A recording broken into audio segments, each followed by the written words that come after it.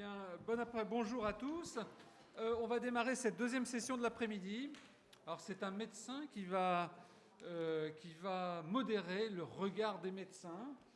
Alors, le regard des médecins, à vrai dire, on va aller avec nos amis du Brésil, de Rio de Janeiro, c'est ça? Vous allez nous emmener dans des bateaux. Vous allez nous parler des médecins de la marine. Voilà. Et puis, donc il s'agit alors de... Alors, excusez-moi si je ne le dis pas forcément très bien. Sergio William de Castro Oliveira Filho. Oui. Voilà. Et Madame... Luana Costa Pierre de Iglesias. Voilà. Et puis après ça, eh bien, nous passerons la parole à Diana Cardenas, qui elle va nous aborder certaines dimensions éthiques, je dirais, de notre métier et bien sûr dans le champ de l'alimentation-nutrition. On va, comme tout à l'heure, si vous voulez bien, laisser tout le monde parler et puis après ça, on discutera tous ensemble. Donc on fera une discussion groupée sur tous les deux. Voilà, c'est à vous. Merci.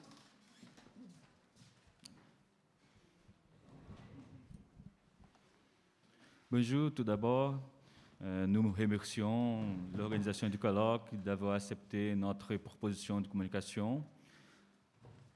Le titre...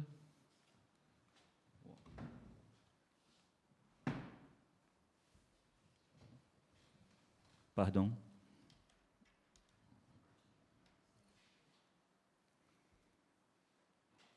Oui, voilà. Le titre de notre présentation, c'est « Il n'y a pas de marine qui puisse se passer de la distribution d'un alcoolique, les discours des médecins de la marine brésilienne sur la consommation de cachaça à bord au XIXe siècle. » Bien. Dans la seconde moitié du XIXe siècle, des médecins du corps de santé de la marine brésilienne ont rédigé des rapports sur les voyages auxquels ils ont participé, en plus de présenter la description des aspects nosologiques des équipages. Lors des voyages, les chirurgiens de la marine exposaient leurs convictions médicales quant à la manière idéale de maintenir la santé des militaires face aux diverses épreuves imposées aux marins lors des déplacements. Une telle action a souligné l'importance et légitimé les connaissances médicales dans l'institution, faisant des médecins plus que des sujets consacrés à la guérison, car ils auraient également dans leur répertoire les contrôles du corps du personnel de la marine, avec des moyens de maximiser leurs performances à bord. Parmi les différents aspects abordés dans ces rapports concernant les pratiques et comportements qui permettraient aux membres des équipages d'avoir une santé physique et morale, figurait la consommation de boissons alcoolisées par les marins, notamment la cachaça. Au XIXe siècle, la plupart des chirurgiens de la marine brésilienne prescrivent comme positive la consommation contrôlée de cachaça. Il a été préconisé que la consommation modérée de cachaça par les marins face au travail épuisant auquel ils étaient exposés serait saine, car sa composition était stimulante et rafraîchissante, et en plus d'être nécessaire pour les corps dans un climat plus froid. Depuis l'Antiquité, on observe une grande trajectoire de pratiques culturelles de consommation de boissons alcoolisées au bord des navires qui se sont renforcées avec les voyages au long cours de grandes navigations lorsque cette pratique s'est constituée comme une alternative à la consommation d'eau qui devenait parfois impropre. Avec l'augmentation des conquêtes coloniales et le développement de nouvelles préparations alcoolisées, les types de boissons consommées varient selon la nationalité du navire ou la colonie de destination et d'origine des voyages.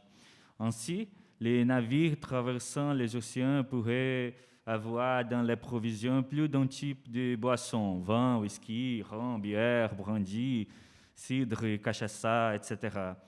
De cette manière, l'habitude de consommer de l'alcool à bord des navires, qu'ils soient de guerre ou de commerce, quelle que soit leur nationalité, s'est consolidée. Cependant, il ne s'agissait pas d'une consommation freinée. Au contraire, un contrôle strict était exercé par les capitaines des navires concernant la distribution quotidienne de cette ration, visant le maintien de la discipline et le contrôle des réserves de fournitures pour durer tous les voyages. L'alcool était généralement servi à très petite dose. Cependant, selon l'occasion, sa portion pouvait être augmentée, soit pour donner plus d'encouragement à l'équipage qui effectuerait une tâche qui demanderait plus d'usure physique, soit pour récompenser certains hommes de leur réussite dans la réalisation de certains travaux maritimes. Bon, au XVIIIe et XIXe siècle, les discours liés au contrôle et la consommation des boissons alcoolisées par les équipages de navires de guerre prennent une autre forme, se subordonnant à savoir médical alors que la médecine commence à entendre ces territoires. Ainsi, les marines sont également devenues des espaces de diffusion des connaissances et des pratiques médicales. La valorisation de médecine comme détenteur d'un savoir essentiel à la société et à l'individu s'est renforcée avec les transformations que connaissent la médecine et la société au XVIIIe siècle. Lorsque Saint Michel Foucault, la médecine moderne est née avec l'apparition de l'anatomie pathologique. Ce processus s'inscrit d'une logique de contrôle des individus par la société, exacerbée par le développement de l'industrialisation du capitalisme, qui contribue à faire de la médecine une pratique de contrôle du corps, faisant de la pratique médicale une stratégie biopolitique. Lorsque le Brésil est devenu indépendant du Portugal et a constitué la marine impériale brésilienne, cette institution a commencé à avoir un corps de santé qui a fourni un espace pour les regards médicaux calculateurs et spécifiquement destinés au équipage des navires. Les médecines de la marine brésilienne ont commencé à fonder leurs connaissances et leurs discours sur les divers traités d'hygiène navale publiés en Europe. De tels traités comprenaient que les diverses spécificités de la vie et du travail maritime exigeait un regard différent de celui de la médecine. Parmi les thèmes toujours présents dans ces traités figuraient ceux relatifs à l'alimentation et par conséquent à la consommation de boissons alcoolisées par les marins, appelée bromatologie nautique. L'alcool était considéré comme quelque chose qui pouvait être sain, à condition d'exercer un contrôle strict sur sa consommation, contrôle dicté par les recommandations médicales. C'est-à-dire que les médecins indiqueraient la quantité de rations quotidiennes de la boisson toujours faible, les heures ou occasions, type de boisson approprié selon la météo ou l'activité. L'un des traités d'hygiène navale qui a une influence considérable sur le médecin de la marine brésilienne au XIXe siècle était celui du médecin de la marine française Jean-Baptiste Fonsacrive. Publié à l'origine en 1856, Fonsacrive, il était professeur à l'école de médecine et d'hygiène navale de Brest et à la faculté de médecine de Montpellier. Ayant publié 40 ouvrages, son traité sur l'hygiène navale aborde également des questions liées à la consommation de boissons alcoolisées par les marins. Un chapitre a été spécialement consacré au thème intitulé « Boissons alcoolisées, aromatiques et acides », dans lequel l'auteur parle de vins, bières, cidres et spiritueux. Concernant le devis le docteur Fonsacrive l'exprimerait ainsi. Dans les colonies, le devis français, cognac ou armagnac, c'est généralement remplacé par de la mélasse ou de la canne, qui a prescrit le même degré alcoolisé que le vin. Les marins acceptent ces remplacements sans répugnance. Quelle est l'influence hygiénique du cognac sur la ration du marin? Nous comprenons que 6 centilitres de ce liquide ne peuvent pas avoir d'effet très nocif sur la santé. Nous comprenons aussi qu'il y aura un avantage à ne pas les distribuer ou déjeuner la réserve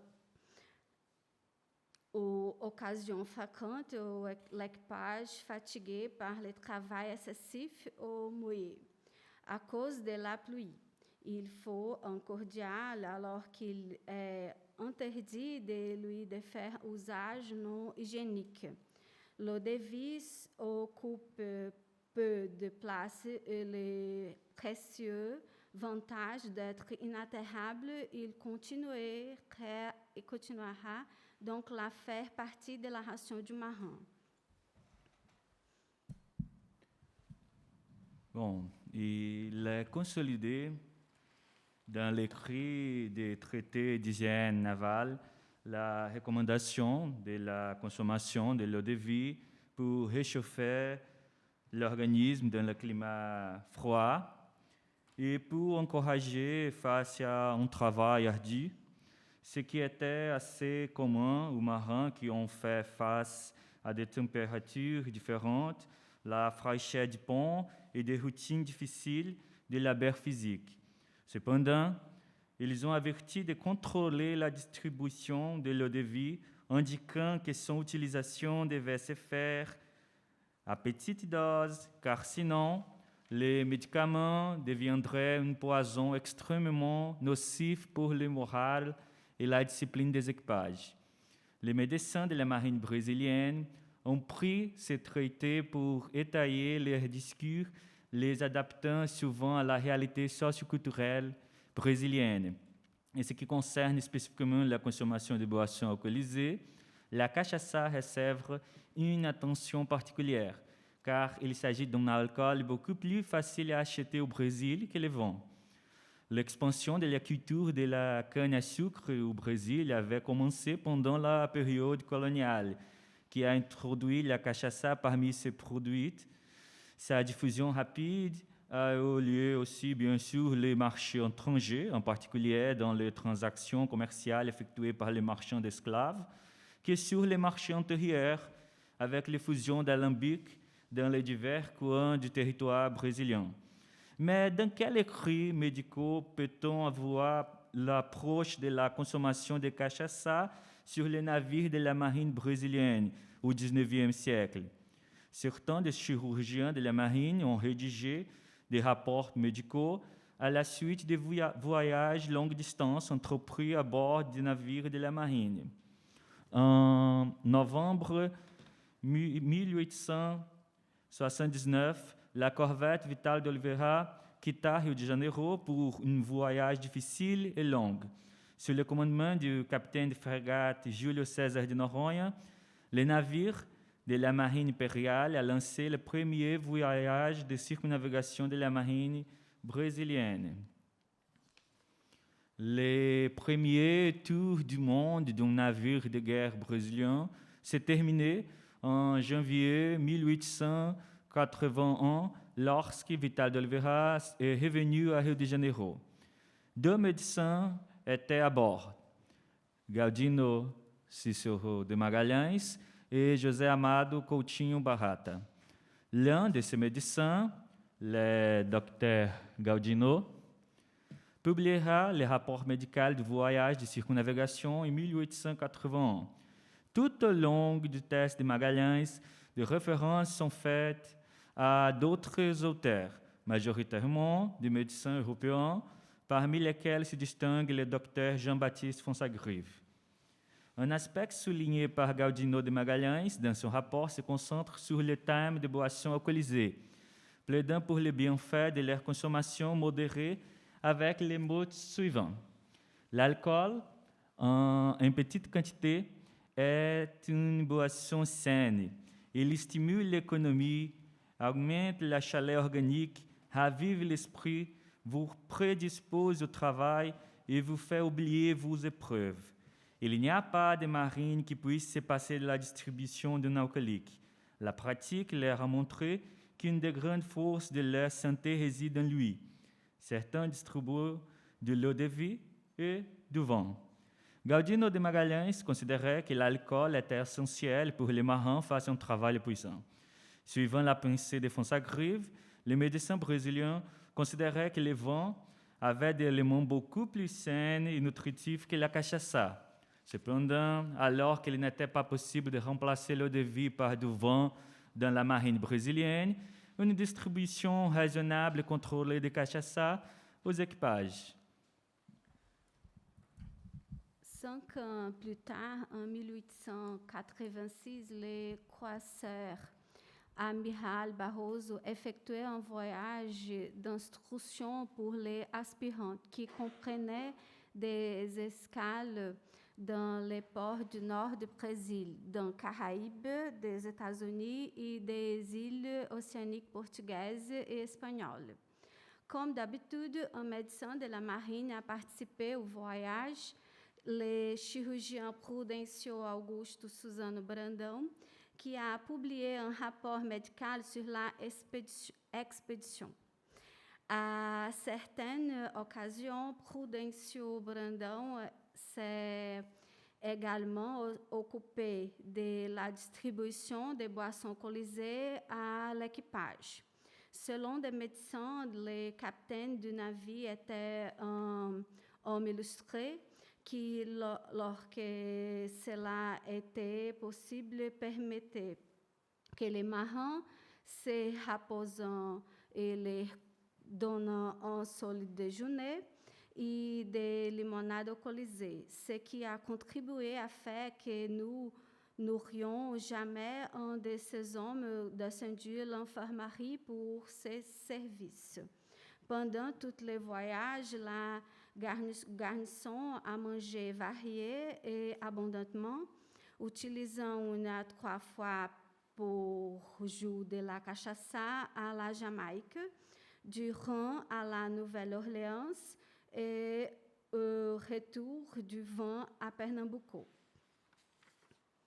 En 1888, quelques années après les voyages effectués, c'est au tour des chirurgiens de la marine Luiz Carneiro da Rocha de commenter la réduction de la quantité de cachaça distribuée aux marins brésiliens, en signant un article de la magazine maritime brésilienne dans lequel il a critiqué une telle restriction dans les termes suivants.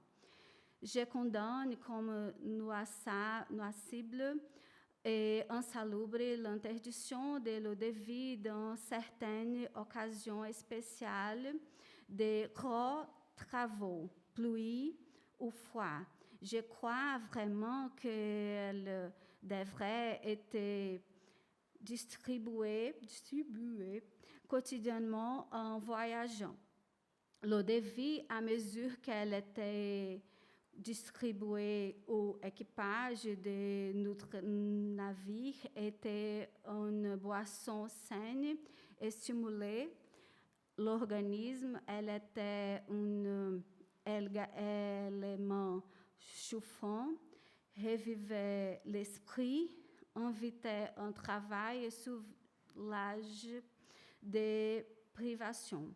Je préfère la cachaça qui est un produit national, ou vin qui était importé ou peut-être artificiellement préparé dans les grands nombres d'usines qui existent malheureusement ici, n'inspire pas confiance dans sa pureté. Quand le pays produira du vin, je le préférerais à la cachaça car il a des propriétés nutritionnelles.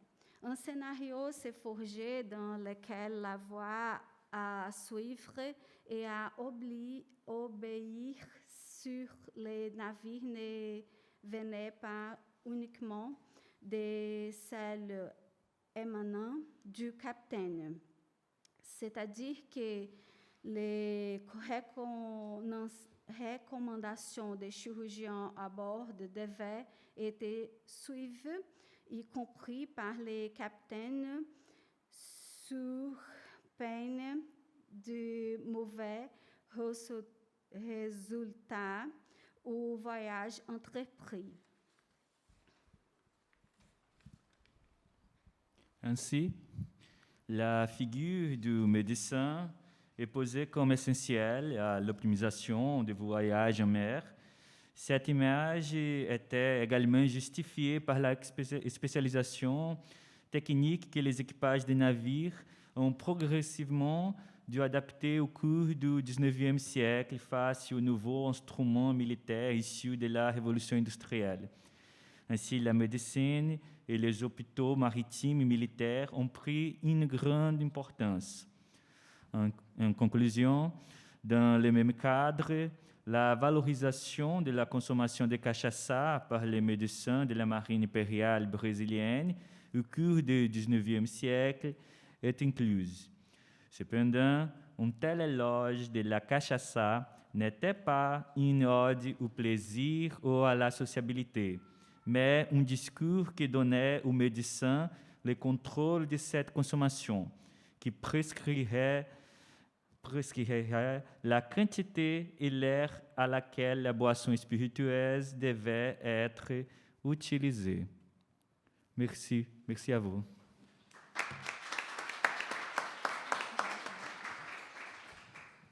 Merci de ce beau voyage. Alors maintenant, on va aller vers le champ des droits humains, et donc avec la présentation de Diana Cardenas.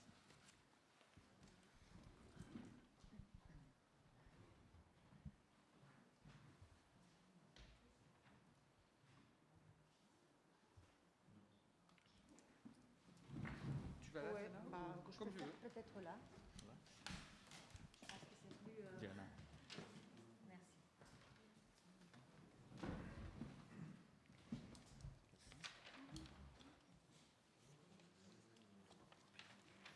Bon, je suis vraiment très contente d'être ici. Je veux remercier vraiment du fond de mon cœur Loïc, Françoise et Régis pour cette invitation. Vraiment, ce sont des jours vraiment passionnants et je suis vraiment contente de partager avec vous donc, cette conférence. Et je vais essayer donc, de répondre à cette question. Nourrir la personne malade est un droit humain. Je suis médecin, mais depuis très jeune dans mes études de médecine, je me suis intéressée aux questions éthiques, très très jeune. Et j'ai fait ensuite une thèse de doctorat en philosophie dans le champ de l'éthique médicale à Paris-Sac et à l'Université de Franche-Comté. Donc je vais essayer de mettre les liens entre l'éthique et les droits de l'homme. Pour cela, donc, je vais essayer de répondre à ces trois questions. Évidemment, prétentieux de répondre en si peu de temps, mais je vais essayer donc de donner des éléments de réflexion afin de répondre aux 3 questions. Tout d'abord, et ça va te plaire Régis, est-il possible de considérer la nutrition comme un soin? Et on verra les soins pas comme un terme technique, mais un terme philosophique. Deuxièmement, quelles sont les implications que cela peut représenter pour les médecins? Donc, en autre mot, de manière concrète, comment on peut répondre en tant que médecin?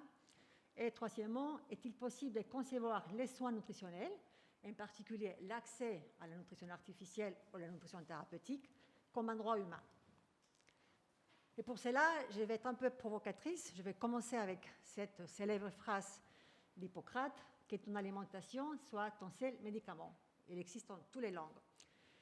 Pour vous dire que cette phrase est attribuée à Hippocrate, qui prétend donc de montrer la centralité de la nutrition dans la médecine depuis l'Antiquité, on sait bien que cette phrase n'a pas été écrite par Hippocrate. Donc c'est une misquotation. Nulle part dans les corpus hippocratiques, on trouve cette phrase. Et on sait que dans la médecine antique, dans l'Antiquité, on connaissait déjà les liens entre l'alimentation et la santé, l'alimentation et la maladie. On savait aussi qu'il faisait partie de l'arsenal thérapeutique, mais un aliment ne se confondait guère avec un médicament. Donc c'est une misquotation, mais c'est aussi une misconception. Donc un médicament, ce n'est pas un aliment pour la médecine antique. Et pourquoi je me suis intéressée à cette question? Je me suis intéressée à cette question au début de ma thèse de philosophie, parce que très vite, j'ai compris que les problèmes éthiques d'aujourd'hui, donc lorsque je vais alimenter la personne malade, ces questions éthiques ont un point de départ épistémologique. Donc, dans d'autres mots, comment l'histoire de la médecine, l'histoire de la nutrition, l'histoire de ce qu'on appelle aujourd'hui nutrition clinique, comment l'histoire et la construction des sciences me permet aujourd'hui de comprendre les problèmes éthiques que j'ai au moment d'alimenter un patient ou de peut-être ne pas l'alimenter. Donc, en partant de cette première approche épistémologique, ici évidemment très vite et en résumé, je peux dire qu'on est face à une nouvelle discipline qu'on peut appeler nutrition clinique, qui n'est pas simplement l'application des notions de la nutrition ou de la diététique ou des sciences de la nutrition humaine dans un champ précis qui est la clinique. Donc, ce n'est pas uniquement l'application de ces notions qu'on connaît dans les sciences nutritionnelles dans le champ de la clinique. Il s'agit plutôt d'un nouveau regard du médecin sur la transformation d'un concept qui est le nutriment. Le nutriment devient artificiel parce qu'il y a une production industrielle, il y a une transformation de ces nutriments qu'on peut désormais administrer d'une manière artificielle. On va le voir, on l'a déjà vu dans la conférence des registres hier, mais on va le voir de nouveau en détail. Cette administration artificielle permet une transformation de ces concepts de nutriments qui va donner naissance à la discipline qu'on connaît aujourd'hui, qui est plutôt récente, 40, pas plus de 50 ans, qu'on appelle la nutrition clinique. Donc c'est une vraie discipline nouvelle. Et j'ai essayé de donner une définition de la nutrition clinique fondée sur son statut épistémologique, son domaine et son objet. Donc la nutrition clinique, c'est une science interdisciplinaire qui concerne les différents types d'altérations d'état nutritionnel. Donc là, c'est vraiment l'objet de cette nouvelle discipline est la dénutrition, ou l'état nutritionnel et ses altérations. Son objectif est d'appliquer les principes du soin nutritionnel, et on a bien vu la difficulté avec certains concepts dans la conférence de Régis. Ces soins nutritionnels, on parle de nutrition artificielle, ou de nutrition thérapeutique, ou de nutrition médicale. Donc l'objectif est d'appliquer ces principes dans les cadres plus larges qu'on va définir tout à l'heure, les soins nutritionnels, afin d'assurer l'état nutritionnel et de moduler d'autres fonctions biologiques pour influencer positivement les traitements des patients et la guérison. Donc là, je vais insister sur le fait qu'on a du mal à définir, à être d'accord, à avoir un consensus sur différentes définitions, comme nutrition artificielle. Les Américains tiennent évidemment à qu'on continue à appeler la nutrition administrée artificiellement. En Europe, on est plutôt sur nutrition médicale, nutrition fondée sur l'évidence, nutrition thérapeutique. Pourquoi pas? On n'est pas en accord, il n'y a pas de consensus, simplement, et ça me paraît normal, parce qu'on est face à une discipline nouvelle. Donc on est toujours en train de former cette discipline et on est en train c'est en cours, on va dire. Donc, on va se référer aux soins nutritionnels, à la nutrition thérapeutique, aux nutrition médicale. C'est quoi cette nutrition thérapeutique? Il s'agit simplement de l'administration des nutriments lorsque le malade ou la personne a une maladie et qu'elle ne peut pas s'alimenter par elle-même. Donc, on peut le faire par voie orale, donc à travers des compléments. On peut l'utiliser aussi, on peut l'administrer aussi par une voie entérale, donc en passant par l'estomac ou par l'intestin, par un tuyau par le nez, par la bouche, ou directement à travers la peau, par l'intestin ou l'estomac. On peut le faire aussi par une voie parentérale, donc à travers un cathéter, soit une veine du bras ou une veine du thorax. Donc c'est ça ce qu'on appelle la nutrition thérapeutique, qui doit s'encadrer dans un processus plus large qu'on appelle les soins nutritionnels. Pour ça, les Américains sont très forts, ils ont défini ces soins nutritionnels dans les cadres plutôt pour les diététiciennes. Ce processus plus large des soins nutritionnels qui doit encadrer la nutrition thérapeutique doit débuter par ce qu'on appelle le screening, la détection du risque nutritionnel. Tous les malades qui viennent en contact dans un service hospitalier ou en consultation devraient avoir un dépistage du risque nutritionnel. Le fait d'être malade va impliquer soi-même les risques potentiels d'être dénutri par la maladie elle-même. Donc, ce screening de dénutrition va amener à avoir une véritable valoration nutritionnelle, un diagnostic, à poser vraiment un diagnostic, c'est ça qui est central dans la nutrition médicale, c'est-à-dire qu'il y a un diagnostic de dénutrition. Et là aussi, je ne peux pas aller plus loin, mais c'est intéressant de savoir qu'aujourd'hui, on n'est pas d'accord sur ce que c'est la malnutrition. Est-ce que c'est une maladie ou pas? Ça, personne ne l'a fait d'un point de vue ni philosophique ni épistémologique. Je l'aborde un peu dans ma thèse.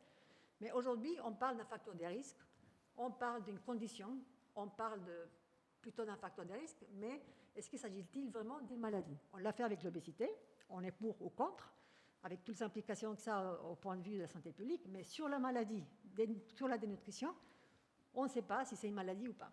Mais en tout cas, on pose un diagnostic et ça a des conséquences, par exemple, dans la codification des actes. Plus haut. Ça a des conséquences sur la codification, sur la classification internationale des maladies et tout ça. Aujourd'hui, ça n'existe pas.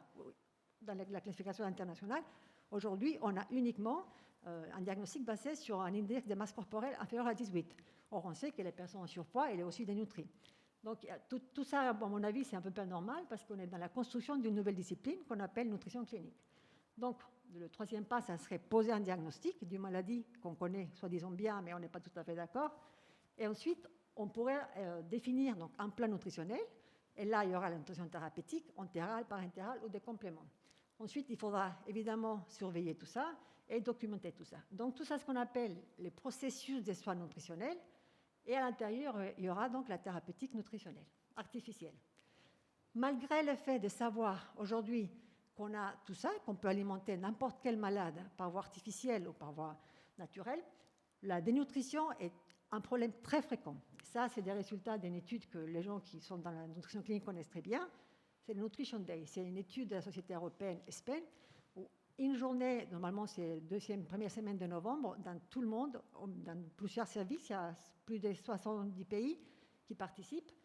Dans la même journée, on récolte un certain nombre d'informations dans tous les services sur les processus des soins nutritionnels. Et ça permet d'avoir une photo sur les soins nutritionnels dans les différents services. Grâce à ces études, donc, on a pu savoir que la prévalence de la nutrition dans le monde, c'est 32%. En Amérique latine, c'est un peu plus élevé. Et là, je dirais peut-être, je spécule peut-être, mais la malnutrition socio-économique liée à la faim, à la famine, se surajoute à cette maladie, à cette malnutrition liée à la maladie. Donc, c'est pour ça qu'on pourrait avoir 41%. On ne connaît pas trop l'Afrique parce qu'ils participent très peu dans cette étude. Donc, c'est une maladie qui est très, très fréquente. De cette même étude, et là, on sait aussi que ce n'est pas seulement une maladie très fréquente ou une condition très fréquente, mais malgré qu'on a tout pour nourrir ces gens-là, ces malades-là, les malades n'ont pas accès à la nutrition thérapeutique. Ils ne sont pas nourris comme ils devraient, dans les hôpitaux. Et ça, c'est une problématique partout dans le monde. Donc là, vient à gauche, la colonne bleue, c'est les malades. Donc MST, c'est l'outil qu'on utilise pour réaliser le screening des états nutritionnels. Donc les malades en bleu, la colonne en bleu, c'est les malades qui ont un risque de devenir ou qui sont déjà en dénutrition et qui reçoivent la nutrition. Donc il y a uniquement 30%. Donc on est face à un problème qui est très fréquent dans le monde entier. Et le deuxième problème, c'est qu'il n'est pas traité. Il n'est pas traité parce que on peut élucider plusieurs choses, entre autres qu'il est mal diagnostiqué. Donc, on est face à une maladie, la dénutrition, et dans ces cadres cliniques hospitalières, est une maladie qui est une altération de l'état nutritionnel qui est liée proprement à la maladie, surtout c'est l'effet de l'inflammation qui amène à cette altération métabolique qui va causer la dénutrition. Mais à cette altération de l'état nutritionnel s'ajoute l'effet que les patients est mal alimentés. On peut évoquer plusieurs raisons. La nourriture à l'hôpital, elle est mauvaise, elle est de mauvais goût, les gens ne mangent pas à l'hôpital. Et aussi parce que, là je vais vraiment souligner ça, c'est normal d'avoir faim à l'hôpital. Les gens restent à jeun plusieurs jours pour plusieurs raisons, parfois non indiquées, parfois c'est une raison, et c'est normal d'avoir faim. Donc, qu'est-ce qu'on fait face à ce diagnostic de dénutrition? Cette prise de décision amène à la prescription des nutriments par une voie artificielle parentérale orale. Mais il faut savoir que dans ces contextes-là, l'alimentation de la personne malade sort de tout cadre conventionnel des convivialités et des symboliques liés à l'acte de manger. Mais les malades pensent que l'alimentation, même administrée d'une manière artificielle, reste un aliment et une source de vie. Donc, le médecin, je dois vraiment dire que la nutrition est une exigence pour les médecins. Pourquoi? Parce qu'on est face à une personne qui, pour moi, j'ai défini ça, une double vulnérabilité. D'une part, on ne diagnostique pas, parce que c'est une maladie invisible, parce que ça ne s'enseigne pas dans la faculté de médecine. Et deuxièmement, la personne est vulnérable parce qu'il y a une souffrance physique, il y a une altérité du corps dénutri et une souffrance psychique. Donc, la nutrition clinique est une exigence pour le médecin parce qu'on est face à un patient qui est doublement vulnérable. Donc, la vulnérabilité, ici, il faut la comprendre, pas dans le sens commun qu'on utilise tous les jours, comme une fragilité ou la susceptibilité à être blessé. La vulnérabilité, ici, a un sens, dans le cas de l'éthique de la vulnérabilité, plus profonde, et ça implique l'engagement de la responsabilité envers autrui. Ça implique le souci de l'autre. Donc, la vulnérabilité implique la responsabilité pour l'autre, et elle signifie les besoins que nous avons tous de l'autre. Donc, les soins nutritionnels, nourrir les patients dénutris, est une exigence éthique, un devoir pour les médecins dans la mesure où il doit répondre à cette double vulnérabilité. Quelle est la réponse alors? La réponse est nourrir la personne malade.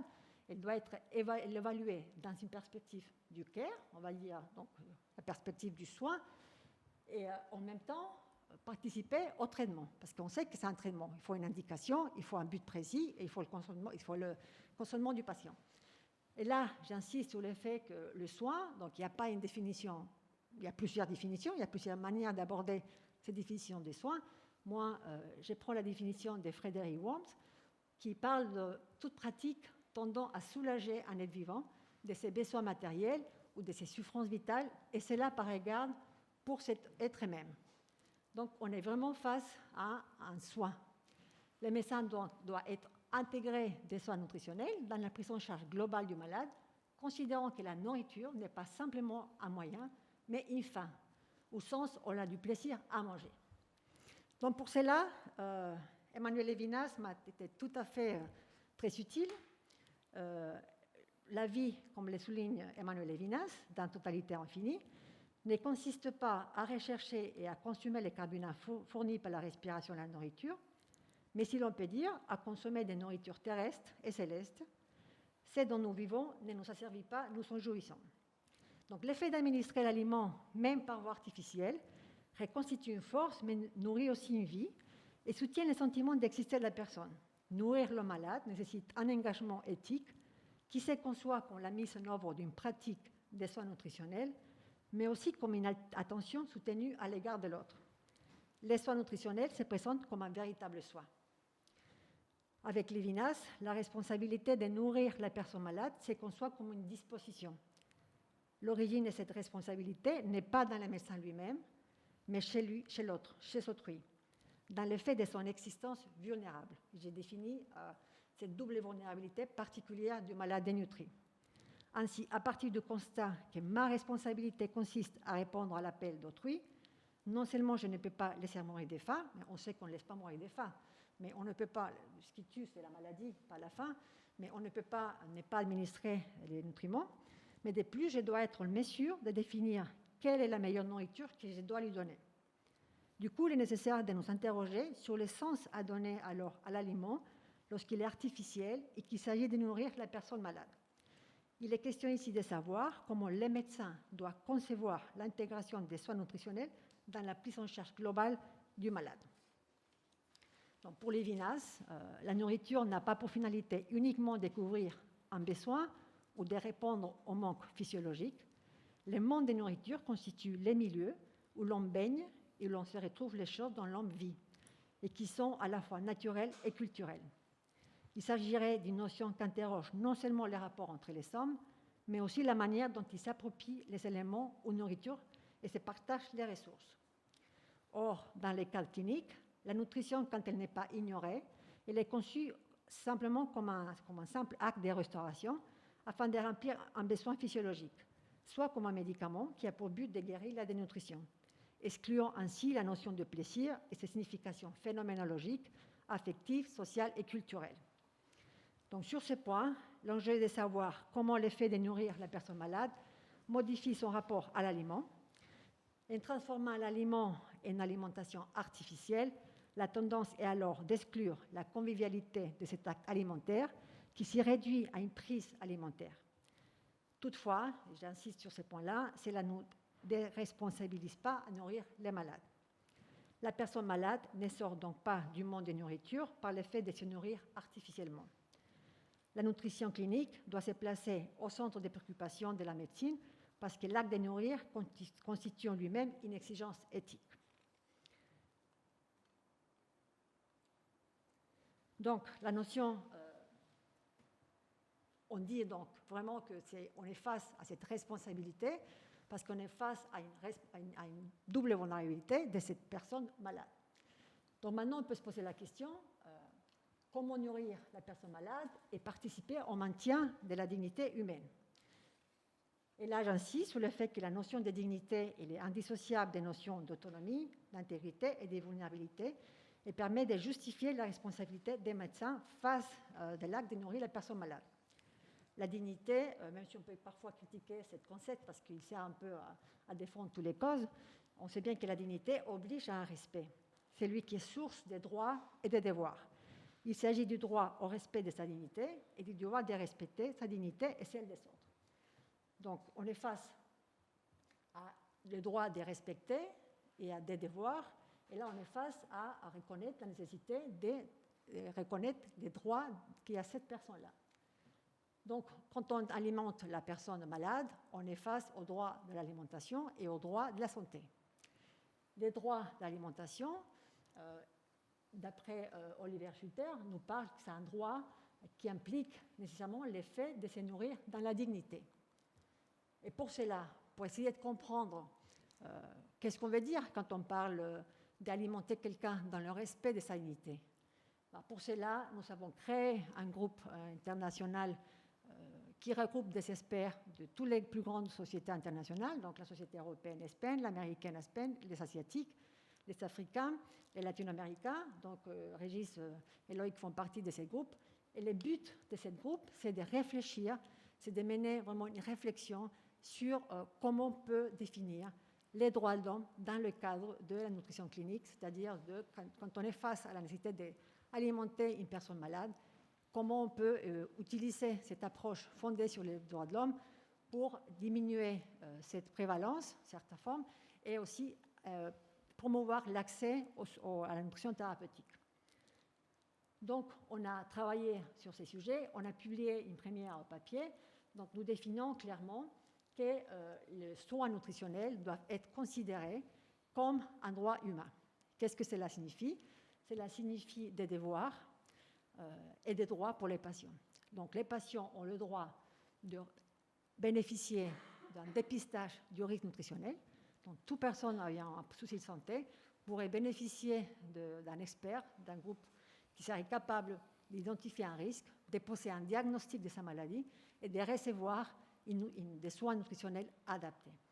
Donc, on dit que le soin nutritionnel, c'est un droit humain et qui est étroitement lié aux deux autres droits fondamentaux reconnus, les droits à la santé et les droits à l'alimentation. Les droits à l'alimentation, nous savons qu'il s'agit de ces droits que nous avons tous, et donc les États, ils ont la responsabilité de permettre à chaque personne d'accéder à une quantité suffisante d'aliments en créant de l'emploi. On doit tous avoir assez d'argent pour pouvoir aller acheter et, par rapport à notre propre choix, aller acheter et s'alimenter d'une manière suffisante et équilibrée. Donc, quand on parle de droit à l'alimentation, on parle du droit de s'alimenter soi-même. Dans le contexte clinique, c'est difficile de parler d'un droit à l'alimentation parce que on ne va pas aller choisir nous-mêmes les aliments dans l'hôpital. Normalement, c'est un groupe d'experts, médecins nutritionnistes, qui doivent décider la meilleure alimentation pour les malades. Donc, on ne peut pas vraiment appliquer la normativité du droit à l'alimentation dans un contexte clinique. En plus, on est plutôt dans le cadre des droits à la santé, mais on voit bien que les malades ont faim et les malades ne sont pas bien alimentés dans nos hôpitaux. Donc, c'est pour ça qu'on a besoin de reconnaître ces droits aux soins nutritionnels comme un droit en elle-même qui est étroitement lié au droit à la santé et au droit à l'alimentation.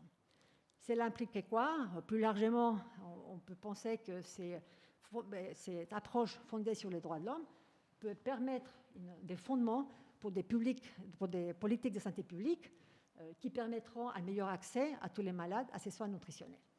Ça pourrait aussi favoriser la législation sur les sujets et favoriser par exemple aussi la recherche, l'éducation, etc.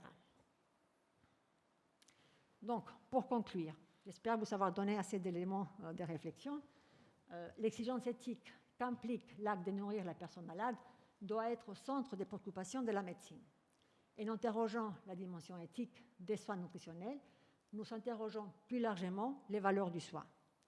Nourrir les malades est un devoir pour les médecins dans la mesure où il doit répondre à la double vulnérabilité qu'implique la dénutrition. Les médecins doivent se donner comme exigence de respecter les droits des personnes malades aux soins nutritionnels ainsi qu'aux principes fondamentaux de l'éthique médicale, tout en considérant que les nutriments, même artificiels, ne sont pas de simples moyens, mais une fin indissociable des dimensions de convivialité, des plaisirs et des relations affectives qui font partie de l'alimentation. Merci beaucoup.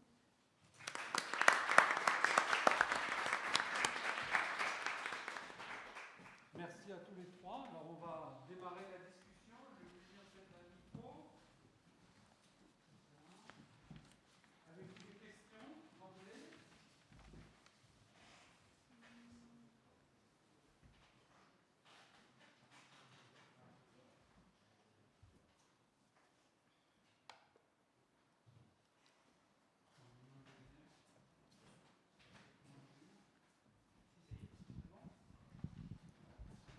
Des questions?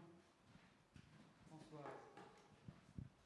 J'ai trouvé les deux interventions très intéressantes, la nécessité de boire de l'alcool en quantité modérée sur les navires. Je trouvais ça passionnant. J'ai pas de questions particulières. Bon. En revanche, j'ai une question pour Diana. L'exposé aussi m'a beaucoup intéressée parce que visiblement, cette question de l'alimentation des malades là est complètement renouvelée. Parce que en tant que pauvre personne qui pourrait être malade et hospitalisée, j'avais l'impression que l'alimentation des malades était complètement... On s'en occupait très peu, je veux dire. Et en général, les gens qui sont hospitalisés se plaignent beaucoup de ce qu'on leur donne à manger. Je veux dire, je parle des gens qui n'ont pas de nutrition, enfin qui ne sont pas soumis à une nutrition artificielle, mais auxquels on apporte des plateaux repas. Alors, je voulais savoir en quoi exactement le fait de placer cette problématique sous l'égide des droits humains facilite sa résolution. Parce que, bon, quand tu dis que c'est un droit humain, bien sûr, ça paraît évident, si tu veux. Alors, en quoi, tout d'un coup, de formaliser les choses va vraiment accélérer et contribuer à une prise de conscience, parce que c'est quand même une prise de conscience du corps médical, si je comprends bien, dans cette affaire. Voilà, c'est ma question, parce que je ne suis pas sûre d'avoir tout compris de ce que tu avais dit, parce que c'était rapide. Oui, c'est une question tout à fait pertinente et centrale dans notre approche. Et je pense que c'est aussi une question qui pourrait s'appliquer de manière large à l'approche de droits de l'homme, c'est-à-dire les droits de l'homme peuvent être quelque chose d'utopique, ça peut être aussi un message à passer, mais je pense que le contraire, les droits humains, c'est des choses de concret. On peut transformer les choses vraiment en appliquant cette approche dans notre domaine. Donc, comment on pense qu'on peut le faire, et on met des choses en place pour cela. Je pense que si cette approche est à la base surtout des politiques publiques de santé, ça pourrait faire bouger les choses. Je pense qu'en France, on est dans un pays où les choses sont déjà pas mal avancées, mais si on voit les choses dans la plupart du pays du monde, il n'y a pratiquement rien, ça n'existe pas. La nutrition à l'hôpital, c'est inconnu, on en parle très peu ou rien. Donc, si on peut mettre en place des politiques de santé publique qui ont cette approche, qui reconnaissent les soins nutritionnels comme un droit, et qu'il ne s'agit pas uniquement de penser au droit à la santé et au droit à l'alimentation, parce que leur normativité ne s'applique pas. Parce que là, les nutriments, c'est l'aliment, mais c'est la thérapeutique aussi, mais c'est à personne. Donc, leur normativité ne s'applique pas, ou s'applique partiellement pour ce qui est le droit à la santé. Donc, on a un nouveau droit. On doit dire aux politiques, aux gouverneurs, aux policymakers, voilà, on est face à une problématique. Il y a suffisamment d'évidence, on n'a plus besoin de faire des articles ou de la recherche. Le problème est là, l'impact, les conséquences sur le système de santé, parce que la dénutrition, je ne l'ai pas dit, mais on a assez d'évidence pour montrer que la dénutrition a un impact évidemment sur les comorbidités, mais aussi un impact sur les coûts de santé, et que si on intervient, c'est rentable. Donc, ça, on a assez d'évidence. Donc, si on dit aux gens qui font les lois, qui font les politiques de santé publique, voilà, on a comment vous économisez de l'argent, on a comment améliorer la qualité de vie, on a comment être plus éthique. Donc, et ça, c'est un droit.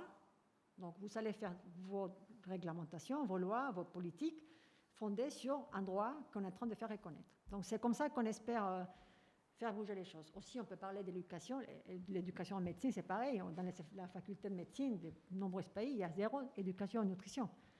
Donc, si on a cette conscience que c'est un droit, donc ça va peut-être interpeller les facultés de médecine et dire on va pourquoi pas enseigner si ça touche les médecins, etc. Donc, on peut l'appliquer sur la recherche.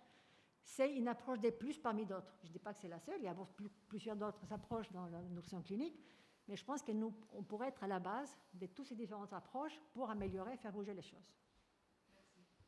Avant de déboucher une bouteille de cachaça, je vais être un peu provoque, mais ils sont à l'hôpital pour guérir d'une maladie, donc on va les guérir, et puis donc l'état nutritionnel il va s'améliorer, Diana, non? Pourquoi s'embêter à leur donner à manger?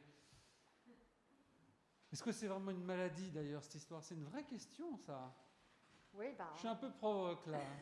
Ça, on l'entend tout le temps. Hein. Vous savez, nos collègues, ils pensent particulièrement... J'ai rien contre mes collègues cardiologues, mais vous savez, nous, on a des petits-enfants qui ont des anomalies cardiaques, et ils pensent qu'effectivement, en réparant, et maintenant on répare les anomalies cardiaques très très tôt, le problème est réglé. On en a plein dans nos consultations. Ça fait pas tout.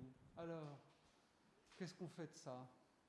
L'effet de ne pas alimenter les gens, comment oui, changer? puisqu'on n'a qu'à soigner la cause, on n'a qu'à soigner le cancer, on n'a qu'à soigner la cardiopathie, on n'a qu'à soigner, je sais pas, et puis donc le problème va se régler, puisque clairement, on n'est pas capable de dire que c'est une maladie en soi, c'est une conséquence. Alors si on traite la cause, on devrait y arriver. Oui, c'est un facteur de risque, c'est comme ça qui est perçu dans la plupart de médecins et des soignants, c'est que c'est un facteur de risque, donc c'est la maladie de base qui va causer ce facteur de risque qui va aggraver.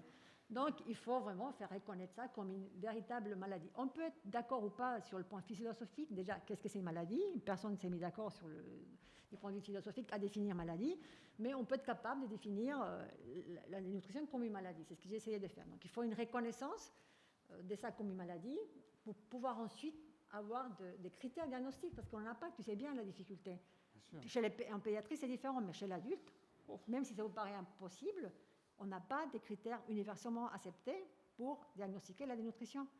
Et ça fait 30 ans qu'il y a une nouvelle publication qui dit c'est là c'est les meilleurs critères, c'est là les meilleurs critères. Aujourd'hui, on a un truc qui s'appelle les GLIM. C'est un consensus il y a 2 ans. Mais même là, les GLIM, on n'est pas tout à fait d'accord. L'HAS ici en France s'est approprié de ces critères pour faire des nouveaux critères diagnostiques de la dénutrition. Mais il n'y a pas d'évidence que ça montre que c'est vraiment ces critères sont appropriés. Donc, vraiment, je pense qu'il faut d'abord la définir, comme a fait l'OMS pour l'obésité dans les années 96 ou 96 ou 97. Il a dit, OK, l'obésité, c'est une maladie. Donc, à partir de ces moments-là, il y a eu tout un tas de choses qui sont développées. Il y a des gens qui sont contre. Ils disent, voilà, à un moment où on a dit que l'obésité, c'est une maladie, on en approche plus thérapeutique que préventif. Bah, on est d'accord, mais l'obésité a pris la visibilité et on a une vraie approche thérapeutique. On a fait la recherche, etc. La dénutrition, il faudrait faire la même chose. Il faut dire, c'est une maladie. Et la diagnostiquer, y avoir un critère diagnostique et pouvoir dire à l'OMS, c'est une maladie. Je ne voulais pas la provoquer trop. Hein. C'était Autant. bien pour vous donner ça, on l'entend tous les jours. Cachaça ou éthique? Tu voulais pas prendre la parole et vous aussi? Oh, on se voit, ouais. Relation de proximité. Allez. Merci et merci beaucoup pour vos interventions. Merci beaucoup de relever l'importance de la nutrition et je trouve ça dramatique en effet qu'elle ne soit pas plus prise en compte pour au-delà des personnes malnutries, même dans tout le processus d'un malade qui arrive à l'hôpital et qui on lui dit bah voilà vous avez un cancer, vous avez ceci et en fait il n'y a aucune information derrière. Et je suis vraiment surprise de ça, alors qu'on va toucher des médecines hyper pointues. On ne parle pas juste du basique de tous les jours. Comment bien dormir, comment bien se nourrir, comment faire même l'exercice physique. Je trouve qu'il y a un terrible manque d'informations et de suivi, même dans les plus belles institutions d'Europe. Et peut-être que vous avez... eu écho de ça, ou enfin que vous en êtes servi, je ne sais pas. Mais il y a quelque chose qui s'appelle l'université des patients, qui sont des proches de malades ou des malades qui ont traversé la maladie ou qui la traversent encore, et qui en fait se regroupent et font valoir ce qu'ils ont vécu comme une expérience qui diplômante. Voilà, je ne connais pas plus précisément, mais peut-être que ça pourrait être une institution qui pourrait... Voilà. Je ne connais pas, mais si tu connais. Excellente proposition. On pense, depuis ça fait 10 ans, plus de 15 ans même qu'on travaille là-dessus. Maintenant, je pense qu'il faut donner la main aux patients, les faire parler. C'est la même chose en recherche. On a fait avec des sociologues des études pour voir quels étaient les freins à la recherche. Et finalement, on s'est aperçu que souvent, c'était les médecins eux-mêmes. On dit toujours le médecin, ça va être il va vouloir mettre tous ses patients dans des protocoles. C'est tout à fait faux. On souffre on ne fait pas participer assez, donc ça veut dire qu'on prie éventuellement un certain nombre de patients de nouveautés, en tout cas d'avancer sur les connaissances. C'est exactement la même chose pour la dénutrition. Je suis parfaitement d'accord avec vous. On a même un projet dans ce domaine, mais ça nous mènerait trop loin. Peut-être pour un autre colloque. Je vais m'intéresser à savoir ce que c'est fondamental, ça, ce que vous dites. À chaque fois qu'on met les patients en avant, à vrai dire l'utilisateur en avant, ça débloque les choses. Tu veux parler de cachaça ou tu veux parler... Non, mais de vin. Tu ne ferais pas le lien... Alors, je me permets un petit lien, parce que si tu vas parler de vin, c'est pas mal. Vous avez mis dans votre diapositive... Alors, la cachaça, ce n'est pas nutritionnel, c'est un excitant, finalement. Parce que le médecin a dit, déjà, il se méfiait, parce qu'il disait, la seule qui est bonne, c'est celle qui vient de chez nous, du Brésil. C'est ce qu'il a dit. Et le jour où il y aura du vin qui sera brésilien, alors là, on pourra peut-être leur donner, parce qu'il a des qualités nutritionnelles. Alors, je ne sais pas, j'engage le truc, peut-être que tu pourras rebondir là-dessus. Qu'est-ce que vous en pensez? Est-ce que c'est un élément nutritionnel? Au 19e siècle, au Brésil, n'est pas possible la production du vin comme les propriétés nutritionnelles du vin européen. Mais les médecins des marines brésiliennes, ils ont fait un éloge à la consommation de cachaça, mais plus pour les questions c'est une boisson stimulante. Les travaux de marins, c'est très, très, très... comment je peux parler? Puissant. Et la cachaça Il y a une boisson très populaire dans les classes subordonnées du Brésil. Mais je peux dire qu'il y a un contrôle. Mais ce n'est pas boire pour plaisir, non. Prescription, oui.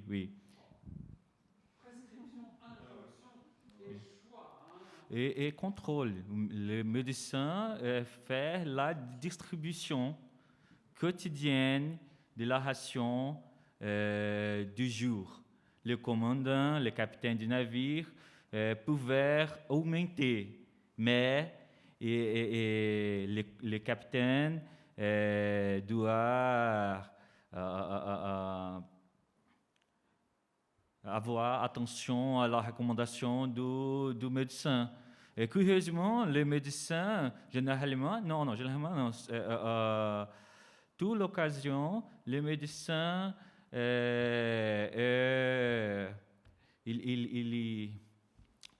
officier de hiérarchie, un jeune officier, mais le commandant, un officier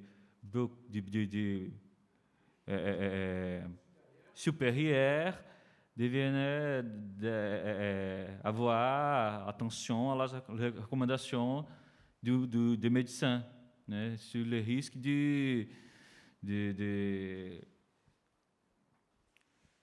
d'avoir problème avec la navigation. C'est ça. Oui, alors c'était pas ma question, mais peut-être d'abord vous demander, c'est une pratique qui a perduré jusqu'à quand? C'est la recommandation de la cachaça, et peut-être l'occasion de préciser pour nous la composition de la cachaça. Ah.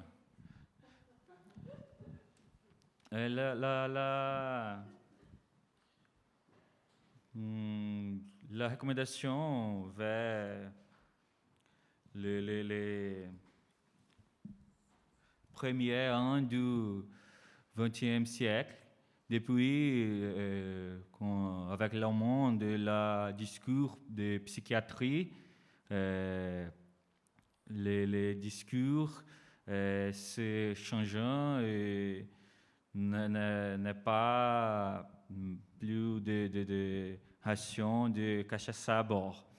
La composition, ça, la composition de cachaça?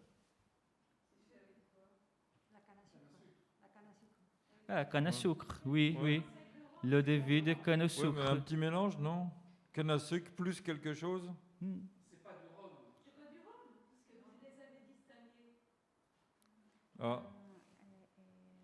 Non, mais c'est bien, parce que je pense que ça doit être canne à sucre plus un petit renforcement, tu vois. Ils doivent muscler, ce qui fait que ça se rapproche peut-être de l'alcool de vie ou des... Parce que je pense qu'il y a peut-être un aspect tonifiant au-delà de la canne à sucre. Peut-être. Un alcool plus fort. Voilà. Distillé. Ah, alors pardon. Distillé. C'est...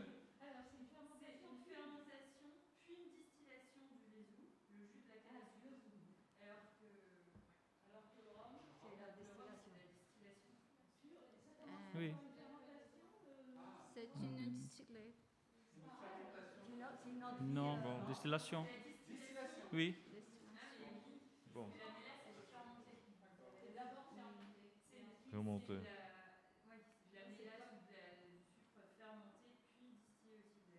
D'accord. Et on monte peut-être en degré. Ils indiquent le degré, non, de la cachaça? Non, bah donc on y est.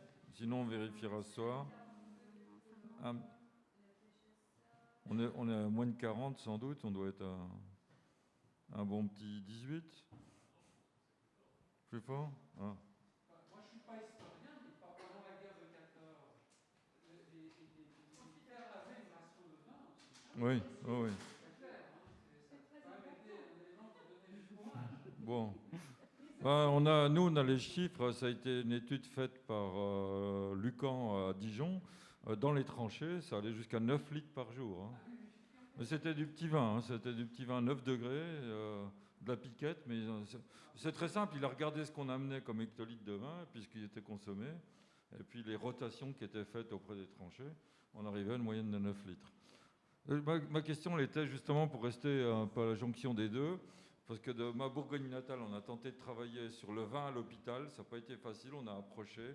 Après, et ça nous permettait d'aborder une question qui était liée précisément à la nutrition clinique, d'une certaine manière, parce que vous avez bien dit, il ne s'agit pas simplement d'une prise alimentaire, mais aussi d'une prise de forme ou de prise de sens, hein, si on va utiliser des grands termes.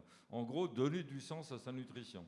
Si elle est appauvrie en sens, elle devient une fonction, et cette fonction, évidemment, va être réifiée, comme on dit, perdre du sens. Bon.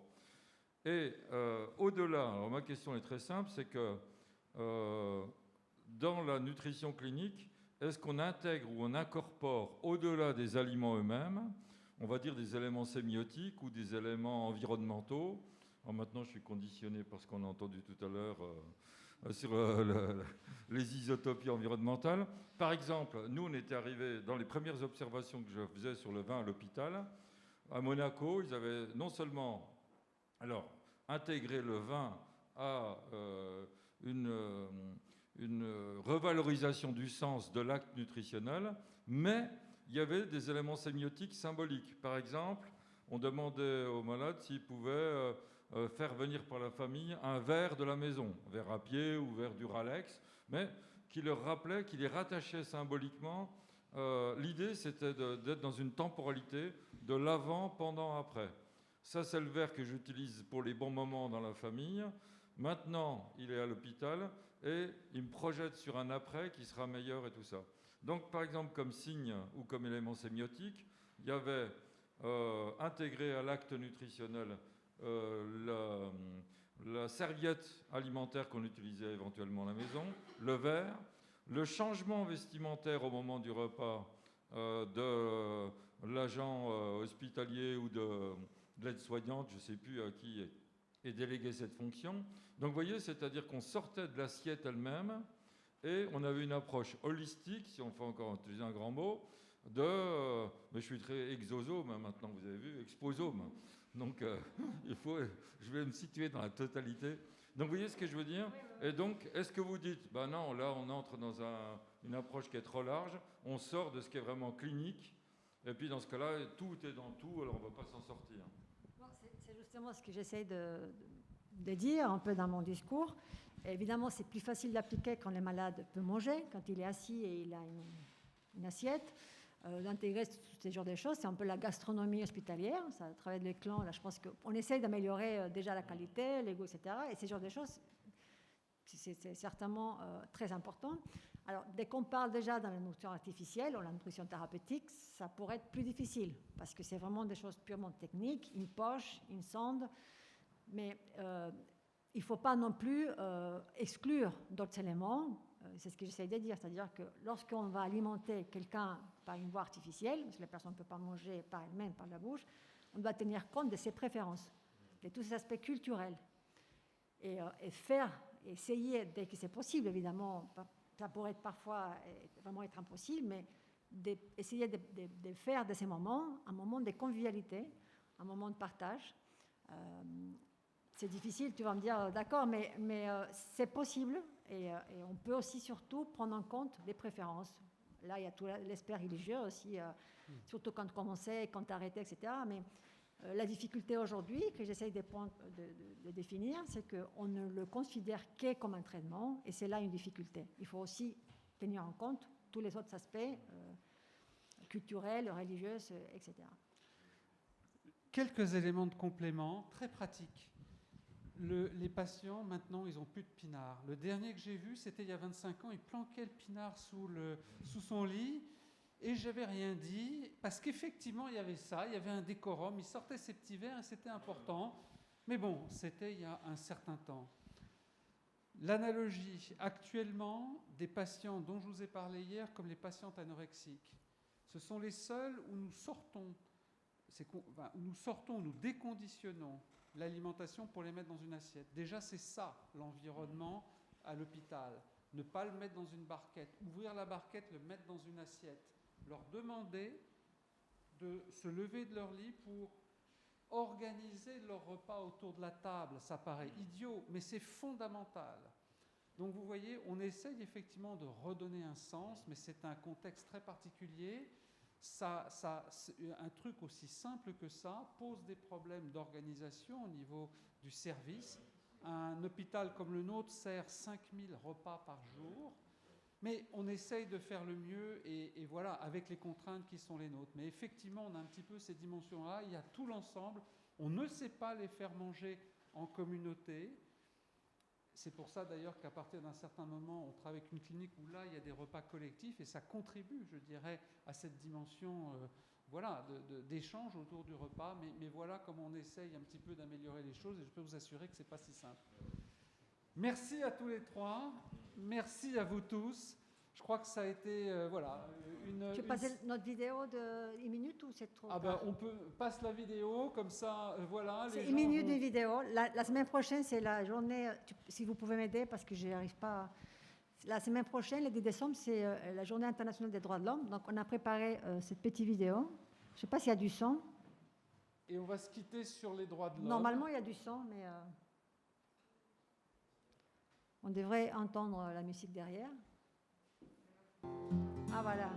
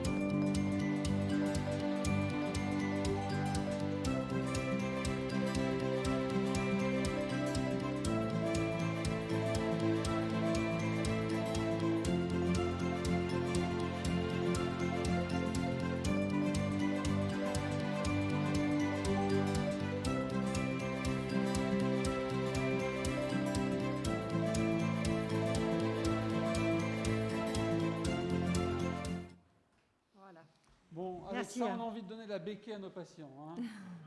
À vos cuillères. Juste pour la différence entre le rhum et la cachaça, en fait, c'est que le rhum, il est fait avec le bouillon de cuisson de la canne à sucre, alors que la cachaça, elle est élaborée avec le jus de canne à sucre qui est frais. D'accord. Ça veut dire qu'après le procédé, c'est à peu près la même chose, en fait, c'est fermenté et distillé. Mais à l'origine, la cachaça, elle utilise du jus frais, de la canne à sucre, alors que le rhum est le plus bouillé. Vous avez tous entendu, hein, vous serez incollables sur le rhum et la cachaça.